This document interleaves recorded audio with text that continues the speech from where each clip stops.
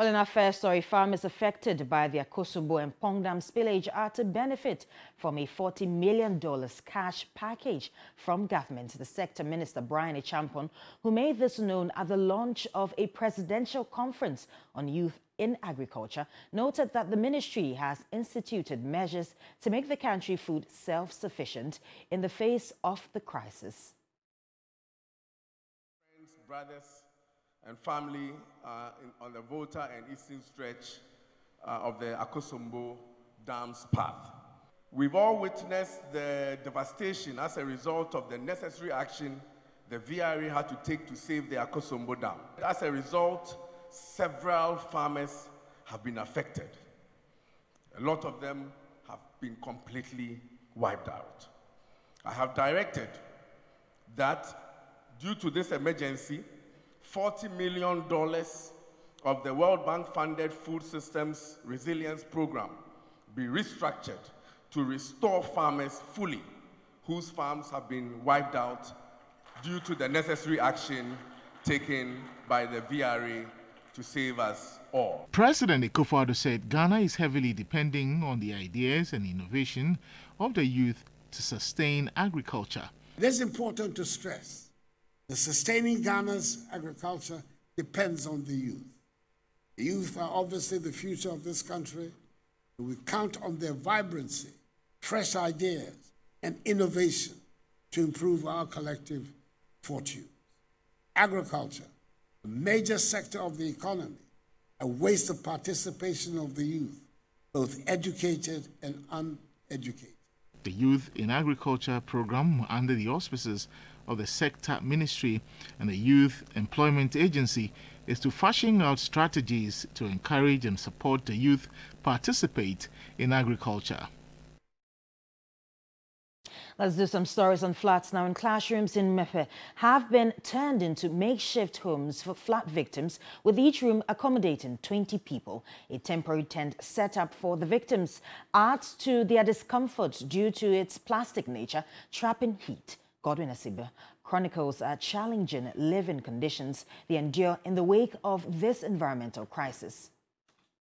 Junior High School in Mepe, where the Akosombo Dam spillage has left a profound impact, affecting numerous homes and residents. A temporary structure has been set up for the victims, but it is heavy with sorrow and sadness etched on the faces of those affected. Children to bear the brunt exposed to mosquito bites at night are shared by their caretakers. The scene paints a vivid picture of the challenges faced by the community in the wake of the environmental crisis, and this is a tent here that has been mounted for most of the victims. And I was here earlier, and the heat in here is something I will describe as unbearable. But let me just have a quick conversation with this man. You have been here in the heat. It's actually not really comfortable to be here, but how are you able to bear with all these challenges? It's too much to bear, my brother. It's too much to bear. The condition is terrible. You can look at the ground. This is where people sleep. Nothing to sleep on. You just lay your clothes and then you lie down. There's no bed? There's no bed. There's no bed. It's that for a person, a family, to lay down. The rest, you can see the mat over there. Nothing to sleep on. So it's literally the plastic material on the ground for people, including children? Including children. That's true. So how are you able to cope with all of these? It's very hard to cope with, because to leave your home and come in, just the way you don't want to belong. That's how it happened. Whilst walking around, I overheard you having a conversation saying that you were given 1 cup of rice. True. That's what I've witnessed. I was passing through when the president came, and I saw the group of people sharing food items. So I quickly draw my attention to them. I need some. And I learned the people have been grouped. Okay. So to what I witnessed, 5 kilos of rice, 2 bags, was given to 10 heads to be shared. So according to them, I will only take a cup of rice to be fed on for the whole day with the 2 pieces of, how is it called, calipo, and then a bottle of red oil, palm oil. Okay. Yes, palm oil. That's what was I said, no, I can't take that. Thank you very much for speaking to us. And you can clearly see that I am Sweating. I've been literally here for just a minute, and I can tell you that the heat here is definitely unbearable. These are the only spaces created for ventilation, but I will say that it is not enough because I am actually not really comfortable here. Godwin Asidiba, TV3 News.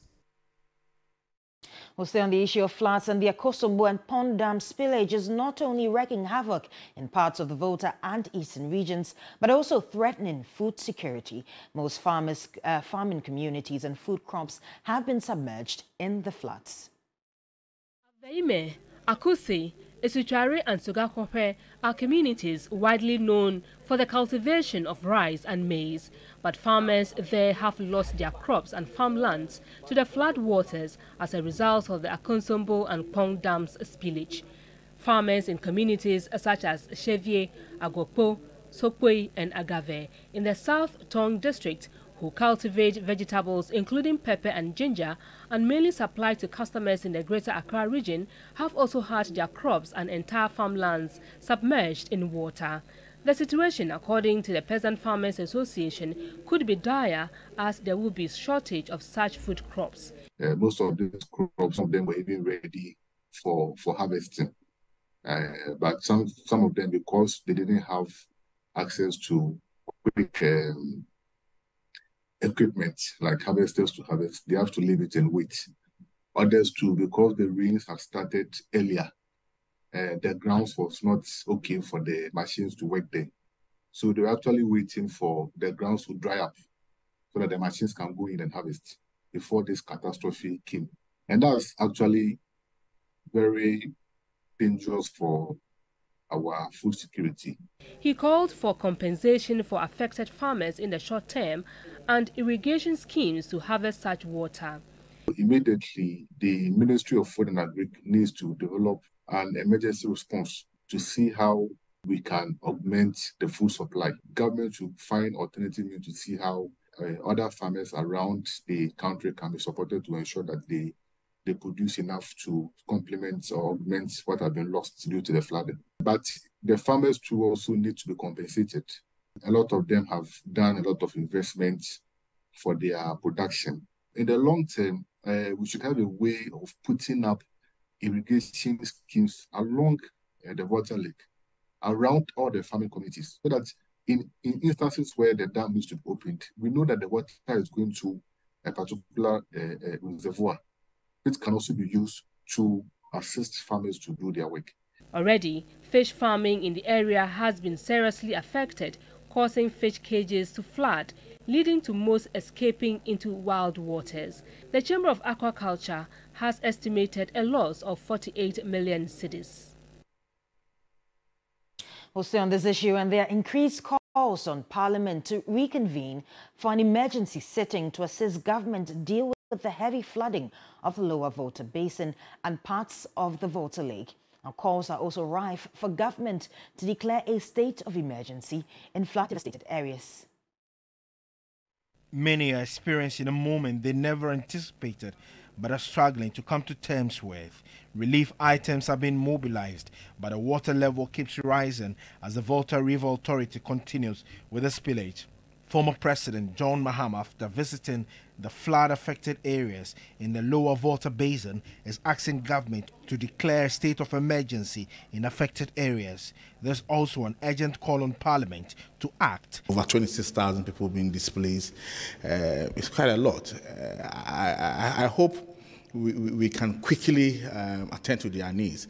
As a parliamentarian, I believe that Parliament will reconvene as soon as possible for us to quickly maybe go there to see things out, and also, if possible, see what we can do to help them in difficult times like this. So I think it is important, because waiting for 31st, obviously, there are a lot of people sleeping out. There are a lot of people who have nothing to eat. There are a lot of people who are drinking bad water. So it is important we reconvene as soon as possible to take decision on how we have to support these people. So obviously, an emergency sitting is not out of place. The Volta Lake upstream and the Afram Plains areas have also suffered significant devastation. The spillage is deemed essential to safeguard the structural integrity of the Akosombo and Pond dams. The people are suffering. Buildings have collapsed. Communities have, been flooded and all that. So yes, we are already experiencing what is currently happening in the country. Unfortunately, till now we haven't heard anything from NATMO. We haven't heard anything from government of Ghana, and it looks like everything has been left at the doors of the members of parliament, who are limited. Now, away from the floods, the Tema Development Company has refuted allegations of the sale of the Children's Park to private developer for a casino. Residents are threatening to sue city authorities over the matter. Judge Queenin visited the site of the only operational library in the metropolis after residents reported Chinese nationals overseeing civil works on the intended project. This is the Tema Children's Park situated on a 6.2-acre land right here at Tema Community 5. On it has the only operational library that has several residents for several decades. So this facility is in the news. Why? Because the allegations that it's been sold to a private developer to be developed into a casino. And so I'm here to engage stakeholders, that's resident and the Tema Development Corporation, to ascertain the truth or otherwise of this matter. A visit to the site showed heaps of sand, stones and dug-out land, but no workers. Residents are protesting against the takeover of their land, fearing it would negatively impact their social and educational lives. One of them is 34-year-old freelance teacher, Anansi. Born and raised in Tema, the library has been his primary learning source for the past decade, which he accesses 4 times a week. It will be very, very bad and unfortunate because, from where I live, transportation costs, trying to traverse from my place to University of Ghana campus, the traffic situation from Tema to Accra. Amuda Mohammed described the ongoing development as a tragedy, as it would result in the absence of a library. When I heard it, I said it was not true. The government could not do that. But then, repeatedly, I saw, action being taken. Concerned residents are committing to seek legal action if all other options are unsuccessful. There is evidence to show it's been leased. I can share with you. You see the document. Documents don't lie unless TDC is going to manufacture new document. I've been talking for like 3 weeks now. If I was lying, they could have brought counter document to say that I'm lying. There are plans to organize a demonstration to gather signatories. By end of November, I'll go to court. And I'm going to sue TMA, I'm going to sue TDC, and I'll sue Tema West. I'm a citizen, and it's my right. In 2013, the park was subleased to the Tema Metropolitan Assembly by the then Mayor, Kempis Ofosuware, for its modern recreational center development. But the Tema Development Company has refuted the allegations regarding the sale of the park to a private developer. The land ownership is with TMA. It's not been given to any private developer. There is no change of variation or change of usage to that effect. The protocol officer indicated that all documents confirm that the park is properly designated for its intended purpose. What we have on record is a sublease to TMA. TMA intends to have a joint venture with a private developer in order for them to do it as a joint venture. That is what we know. For now, residents expect to be informed about the development process. Judge Queenin, TV3 News, Tema. On to some more stories. The Ghana Bar Association is urging President Akufo-Addo to uphold his commitment to preventing corruption within his administration. Now, making reference to his comments charging persons seeking wealth in his government to rather move to the private sector, the association noted that recent corruption reports contradicts his intentions. The Ghana Bar Association, GBA, presented its resolutions from the annual bar conference at a media briefing. A wide range of issues were highlighted. I've said it, and I'll repeat it again. Those who are coming to this administration thinking that it's an avenue for making a lot of money are going to be disappointed. They better go to the private sector. That is where people make money, not in government. The president was taken to task on his promise to fight corruption. If your goal in coming to government is to enrich yourself, then don't come. Go to the private sector. Public service is going to be exactly that, public service. This undertaking gave hope to Ghanaians of the emergence of a new dawn of politics. However, it is our view that the several corruption-related incidents involving some of the political appointees and also amongst some public officers under the current administration in a largely lethargic manner with which they are dealt with and defended and protected leaves a lot to be desired. The GBA president called on his partisan colleagues to desist from attacking the judiciary and the legal profession. Our partisan colleagues give active encouragement and support for political hawks to insult and denigrate the leadership of the bar and judiciary. When such partisan hawks are encouraged by overtly partisan members of the GBA to insult the leadership of the GBA, it's not the leadership in office at a particular time that suffers. The image of the GBA gets smeared and its reputation lowered. Just as we are also clear, let me state unequivocally that the GBA under my administration is not an appendage of any political party. The GBA further called for increased support for victims of the dam spillage in the lower Volta Basin. The GBA urges all Ghanaians to support the efforts to rescue and resettle all affected persons. And accordingly, we're making a direct appeal to all our members to donate in cash and in kind to assist the relief efforts. The Ghana Bar Association says this is an age-old tradition that they seek to resurrect, resuscitate. That is, meeting the press and discussing the critical issues out of their resolutions after every bar conference. Duke Mentopoku, TV3 News, Accra. Now, away from that, the Executive Director of the National Cathedral Project, Dr. Paul Opoku-Mensah, says the National Cathedral Project has been implemented with integrity. A statement responding to issues raised by the Archbishop Duncan Williams and Reverend Eastwood Anaba said several meetings took place during the aftermath of the call for the audit. Now, anti-corruption crusader Edemson Nanu says the National Cathedral Project, the Secretariat of the National Cathedral, attempted explanation to distance itself from the resignation of Duncan Williams and Eastwood Anaba, and that is damage control gone wrong. Speaking to TV3, the co-chair of the Citizens Movement Against Corruption says the credibility of the project is undermined following the resignation of the two clergymen. Have done a better job of stakeholder management. I note that the original resolution or petition came in January. They began to engage in Deloitte and Touche in March. It took up to May, I think, for Deloitte and Touche to start the audit process. We are in October. So May, June, July, August, September, October, 5 months. I think there's a sense that the Secretariat let the ball drop in terms of giving direct information to their stakeholders, especially if you noted that these board members had not participated in some board meetings. There are certain things you probably want to highlight for their attention. And so the damage control will only leave a sour taste in everybody's mouth, and it still doesn't really add any credibility to the entire initiative.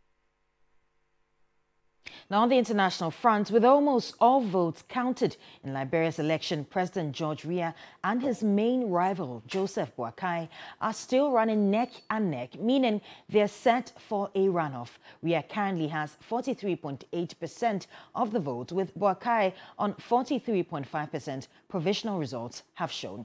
Now, a candidate needs more than 50% of the vote to be declared the winner. The 10th October election was Liberia's closest presidential race since a civil war ended 2 decades ago. Now, the Election Commission released the latest results after votes had been counted in more than 98% of polling stations, giving Weah a slim lead of 5,456 votes.